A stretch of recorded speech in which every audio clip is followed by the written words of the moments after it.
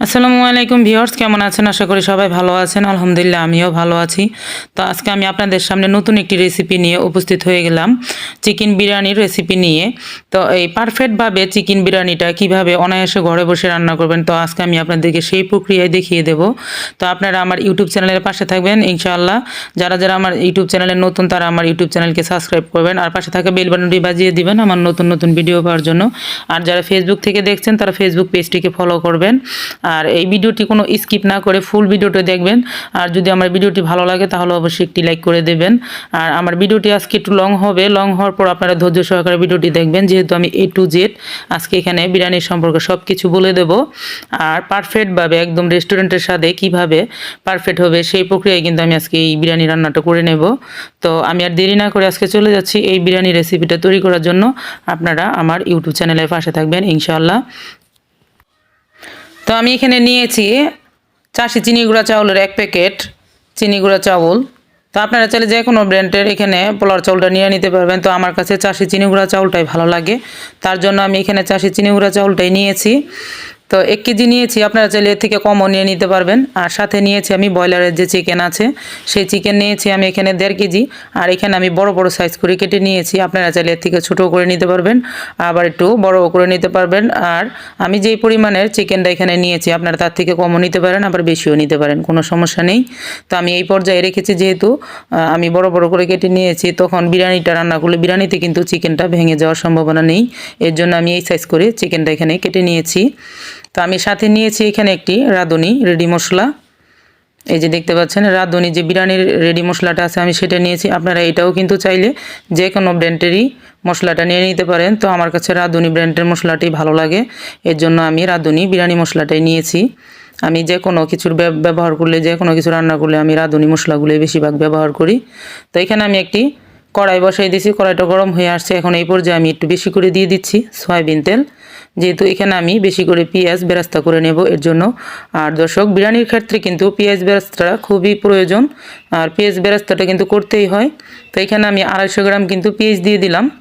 আর পেঁয়াজটাকে আমি একটু ধীরে ধীরে ভেজে নেব, আর পেঁয়াজটাকে আমি ধীরে ধীরে ভেজে এটার যে 3টি ভাগের 2টি ভাগ আমি উঠিয়ে রাখবো, আর 1টি ভাগ আমি কড়াইতে রেখে দেব চিকেন রান্না করার জন্য। তো প্রথম দিক দিয়ে আপনারা চুলাটাকে হাই হিটে ভেজে নেবেন। যখন অর্ধেকটা পেঁয়াজ সফট হয়ে আসবে তখন কিন্তু এখানে চুলাটাকে মিডিয়াম লো আঁচ করে তারপর বেরেস্তাটা করে নেবেন।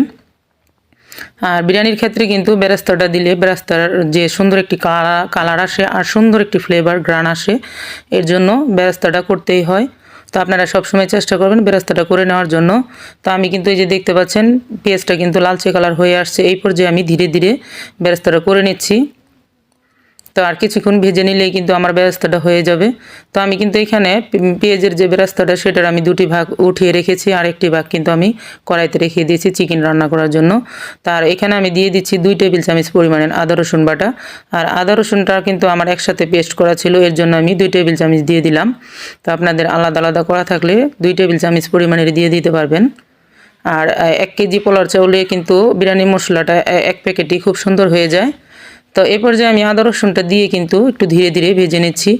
আর এখানে দেখতে পাচ্ছেন এই যে বেরেস্তাগুলো আমি উঠিয়ে রেখেছি, এটা যখন ঠান্ডা হয়ে যাবে তখন আমি অল্প পরিমাণে চিনি দিয়ে হাত দিয়ে একটু গুঁড়া গুঁড়া করে নেব ডোলে।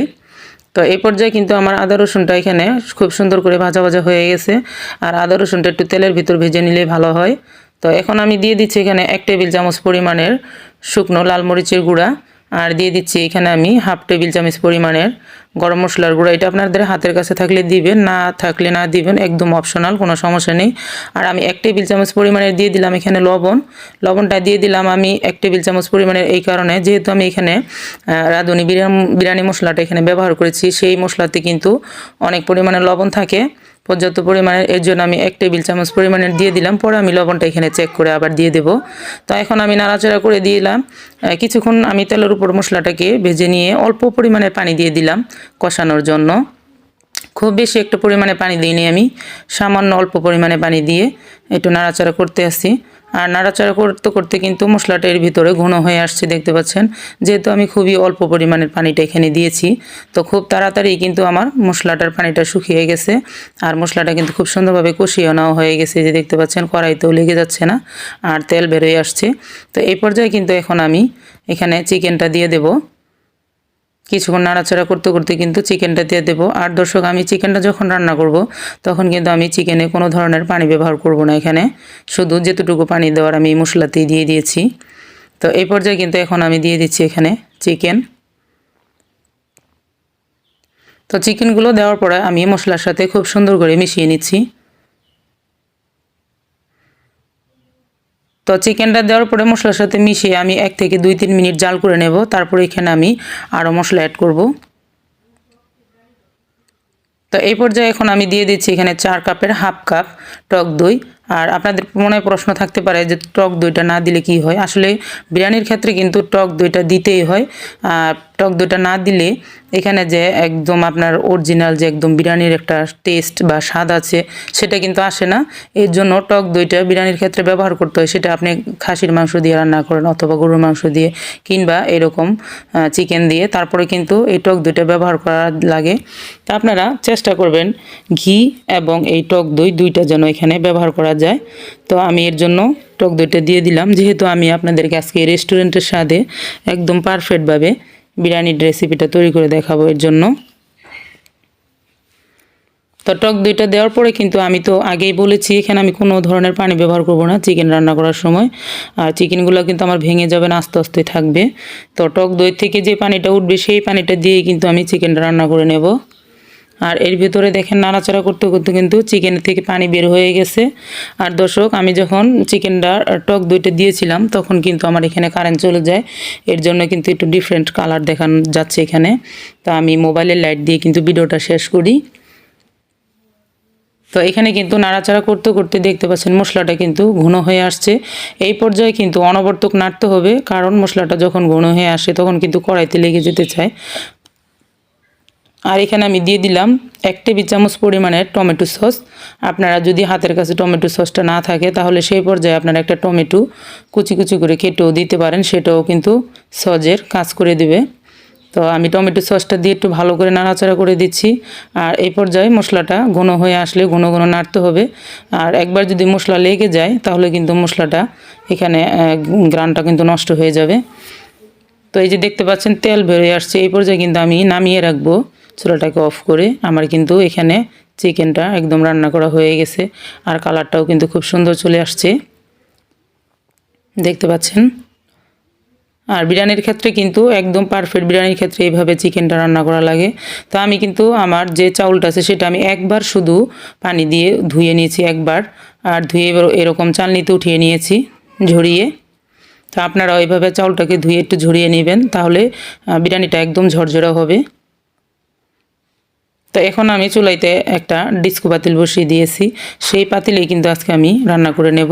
তো যখন পাতিলটা আমার গরম হয়ে আসছে তখন আমি এখানে দিয়ে দিলাম সয়াবিন তেল। আর সয়াবিন তেলটা আমি এখানে একটু কম করে দিব, যেহেতু আমার চিকেনে ওখানে তেল বেশি আছে এর জন্য। তো জাস্ট আমি চাউলটাকে এখানে ভেজে নেব, এর জন্য আমি কিছু পরিমাণে তেলটা এখানে দিয়ে দিব, সেটা আপনারা আপনাদের পরিমাণ করে দিয়ে দিবেন। তো এখানে আমি 2-3টা তেজপাতা, লবঙ্গ আর দারচিনি, এলাচ এগুলো দিয়ে দিচ্ছি। আর কোনো মশলা এখানে আমি আর দেবো না, পেঁয়াজও দেবো না, যেহেতু পেঁয়াজ আমার বেরেস্তা করা আছে। আর চিকেনের ভিতর সব মশলাই দেওয়া হয়ে গেছে। তো এটা যখন ভাজা হয়ে যাবে তেজপাতা আর গরম মশলাটা, তখন এখানে আমি চাউলগুলো এখানে দিয়ে দিব। তো এখন আমি এখানে চাউলগুলো দিয়ে দিচ্ছি। চাউলগুলো দিয়ে একটু ভালো করে ভেজে নিতে হবে। তো চাউলগুলো দিয়ে কিন্তু আমি একটু ভালো করেই ভেজে নেব। আর বিরিয়ানির ক্ষেত্রে কিন্তু খেয়াল করবেন চাউলটা কিন্তু ভালো করে ভেজে নিতে হবে। তো আমি পোলার চাউলের পরিমাণ করে এখানে আরেকটু দিয়ে দিলাম 1 টেবিল চামচ পরিমাণের লবণ। তো এখন আমি নাড়াচাড়া করে ভেজে নিচ্ছি।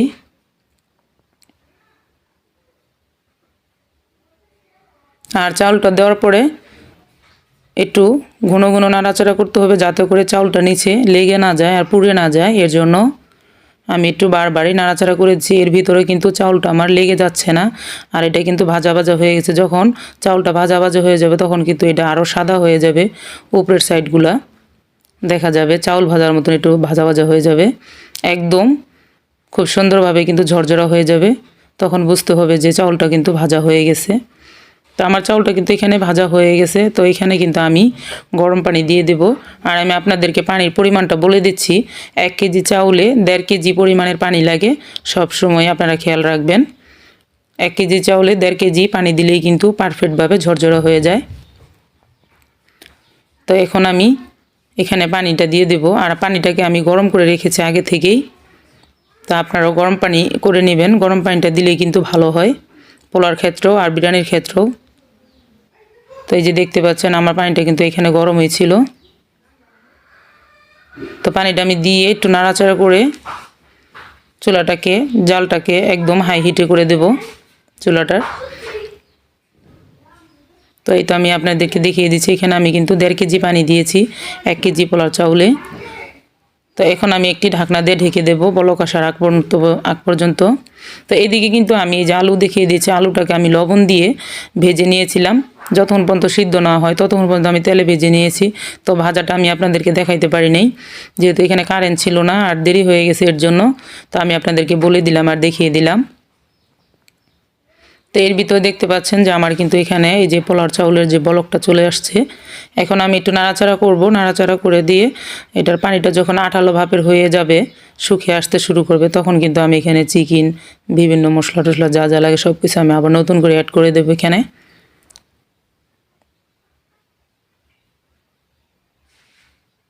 তো এর ভিতরে কিন্তু আমি আরেকবার ঢাকনা দিয়ে ঢেকে রাখবো, যাতে করে পানিটা শুকিয়ে আসতে থাকে আর এটা আঠালো ভাব আসে ততক্ষণ পর্যন্ত।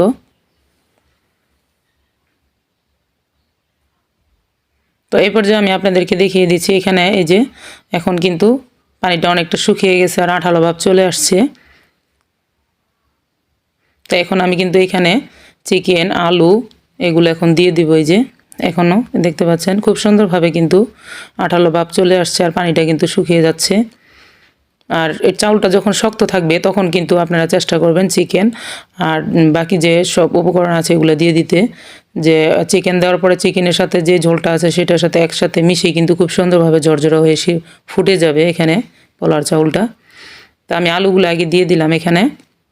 এখন আমি চিকেনগুলো এখানে দিয়ে দেব। আর এই যে দেখতে পাচ্ছেন চিকেনের কিন্তু তেলটা একদম এক সাইডে বেরোয় আসছে। তো আমি ধীরে ধীরে চিকেনগুলো সব সাইডে বিছিয়ে দেব। আর চিকেন, আলু এগুলো দেওয়ার পরে খুব আলতো হাতে কিন্তু পোলার চাউলের সাথে মিশিয়ে নিতে হবে একদম পোলাওর সাথে। এইভাবে বিরিয়ানিটা রান্না করলে একদম পারফেক্ট রেস্টুরেন্টের স্বাদে কিনতে হবে। তো এখানে আমি 2 টেবিল চামচ পরিমাণের দিয়ে দিলাম কেওড়া জল। আপনারা এখানে গোলাপ জলও ব্যবহার করতে পারবেন। তো আমার হাতের কাছে গোলাপ জলটা ছিল না, এর জন্য আমি স্ট্রং একটা ফ্লেভার আসার জন্য কেওড়া জলটা দিয়ে দিলাম। আপনারা আরও কিন্তু আলু বখরা, তারপর কিশমিশ, কাজু বাদাম সব কিছু এখানে দেওয়া যায়।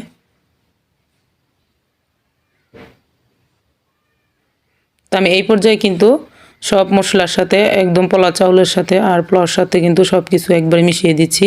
আর আমি যে পেঁয়াজ বেরেস্তাটা চিনির সাথে মিশিয়ে রেখেছিলাম সেটাও এখন দিয়ে দিলাম কিছুটা মিক্স করার পরে। আর এই পেঁয়াজ বেরেস্তাটা কিন্তু কালারটা এত সুন্দর আসবে। আর আমি 2 টেবিল চামচ পরিমাণে দিয়ে দিলাম এখানে ঘি। আমি আড়ংয়ের যে ঘিটা আছে সেটা দিয়েছি, আপনারা চাইলে যে কোনো ব্র্যান্ডের ঘি কিন্তু এখানে ব্যবহার করতে পারবেন। তো এখন আমি আরেকবার খুব সুন্দর করে হাত দিয়ে একদম সবগুলো উপকরণ মিশিয়ে দিচ্ছি। আর এই পেঁয়াজের বেরেস্তা দিয়ে কিন্তু কালারটা খুব সুন্দর আসবে, গ্রানটাও খুব সুন্দর আসবে। তো মিশানো হয়ে গেছে, এই পর্যায়ে আমি 10 মিনিট চুলাতে রেখে দেব। 10 মিনিট পরে ফিরে এসে আমি আপনাদেরকে বিরিয়ানির রেজাল্টটা বলে দিচ্ছি। তো 10 মিনিট পরে চলে আসলাম, দেখতে পাচ্ছেন বিরিয়ানিটা কিন্তু এখন একদম রেডি আর এখানে কিন্তু ফুটে ঝরঝরা হয়ে গেছে। তো এখন আমি আপনাদেরকে সার্ভ করে দেখিয়ে দিচ্ছি। তো বিরিয়ানিটা কিন্তু একদম অনেক গরম আর মশলা দিলে কিন্তু খুবই সুন্দর ঝরঝরা হয়েছে। আর এটা আমি যেহেতু গরম গরম পরিবেশন করতেছি, তখন কিন্তু বিরিয়ানিটা ঠান্ডা হয়ে গেলে আরও ঝরঝরা হয়ে যাবে। এটা কিন্তু ভাব বেরোচ্ছে দেখেই বুঝতে পাচ্ছেন। আর কালারটা কত সুন্দর এসেছে আর সব কিছু একসাথে মিশে একাকার হয়ে কত সুন্দরভাবে বিরিয়ানিটা রেডি হয়ে গেল। আর এখানে দেখেন চিকেনগুলো কিন্তু একদম আস্তে আস্তেই আছে, কোনোভাবেই চিকেনগুলো এখানে ভেঙে যায়নি। তা আপনারা কিন্তু অবশ্যই বাসায় একবার হলো এভাবে ট্রাই করবেন। আর আমি 100% গ্যারান্টি দিয়ে বলে দিচ্ছি, এটা একদম রেস্টুরেন্টের স্বাদের থেকে অনেক স্বাদের হয়ে থাকে এভাবে বিরিয়ানিটা রান্না করলে। আর আমি এখানে যেসব উপকরণগুলো দিলাম সব কিছু দেওয়ার চেষ্টা করবেন, তাহলে খুবই স্বাদ আর খুবই মজা লাগবে এই বিরিয়ানিটা বাসায় এইভাবে তৈরি করে খেলে। আর একবার আপনারা যাকে রান্না করে খাওয়াবেন তারা কিন্তু ভুলতে পারবে না। তো এখানে কিন্তু আমি পরিবেশনের ভিতর লেবু, শসা আর কাঁচামরিচ, তারপরে পেঁয়াজ, টমেটো এগুলো দিয়ে কিন্তু আমি পরিবেশন করে নিলাম। আপনারা আপনাদের স্বাদ মতন এখানে পরিবেশন করে নিতে পারবেন। তো আমি আজকে এখানে আপনাদের যেভাবে বিরিয়ানিটা রান্না করে দেখালাম ঠিক একই প্রক্রিয়ায় কিন্তু আপনারা এখানে গরুর মাংসের, খাসির বিরিয়ানিটা রান্না করে নিতে পারবেন। তো আজ এই পর্যন্তই, আরও একদিন চলে আসবো নতুন কোনো একটি ভিডিও নিয়ে। ততক্ষণ পর্যন্ত সকলে ভালো থাকবেন, সকলকে জানাই অসংখ্য ধন্যবাদ।